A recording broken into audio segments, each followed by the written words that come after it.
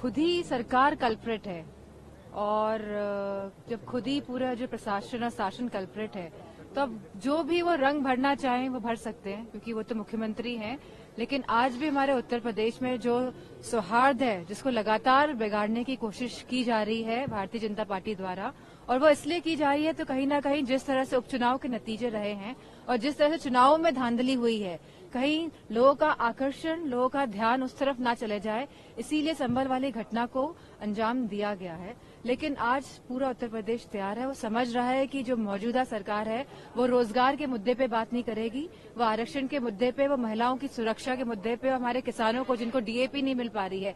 आज महंगाई कितनी है, दिसंबर का महीना है जहां आज सभी खाद्य पदार्थ, सब्जियां इतनी महंगी हो रही है तो कोई इस तरफ ध्यान नहीं दे रहा है और लगातार जो स्टैंडर्ड ऑफ लिविंग है लोगों का लगातार घटता जा रहा है। देखिए, लगातार इस तरीके से वो टारगेट करके जो माइनॉरिटी पर अटैक करते हैं, मेरे ख्याल से वो बहुत गलत है। और जो संभल में हुआ है और जिसको वो 500 साल पहले से जोड़ रहे हैं, तो उस वक्त राजशाही शासन हुआ करते थे, अब हमारे यहाँ लोकतंत्र चल रहा है। अगर हम लोकतंत्र में भी वही रवैया अपनाएंगे तो हम में और उनमें कोई फर्क नहीं रह जाएगा।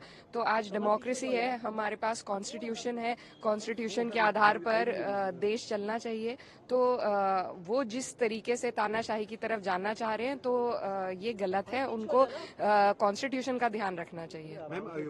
देखिए, ये तो उनके अपने हालात हैं जो वो बता रहे हैं, और हमारा परिवार पीडीए है और पीडीए ने ही उत्तर प्रदेश में भाजपा को हराया था लोकसभा चुनाव में, और आगे भी जो पीडीए का परिवार है मजबूती से इन तानाशाहों का मुकाबला करेगा। और रही बात अयोध्या की, तो इस बार उन्होंने वहां पर चुनाव इसीलिए नहीं होने दिया क्योंकि वहां पर ये दोबारा हारते, और अयोध्या में जो आम जन है अगर इतने वो संतुष्ट होते तो मेरे ख्याल से वहां पर भाजपा का सांसद होता। लेकिन क्योंकि वहां पर जो जमीनी हालात है वो इनकी कथनी से बहुत दूर है, और जो आम जन है, जो वहां के रहतवान लोग हैं, उनको जिस तरीके से परेशानी हुई है इनके ऊपर से लाए हुए डेवलपमेंट की वजह से, तो वो सब जानते हैं, और उसी की वजह से वहां पर भाजपा के खिलाफ नाराजगी है। और हमारा जो पीडीए परिवार है वो आगे 27 में हमारी सरकार बनेगी। बिल्कुल राम के नहीं योगी जी, ये अयोध्या की जनता ने बता दिया।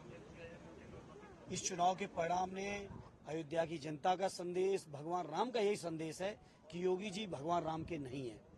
लेकिन वो साफ तौर पे समाजवादी पार्टी को भी कह रहे हैं कि वो समाजवादी नहीं है, वो परिवारवादी हो गए हैं अब।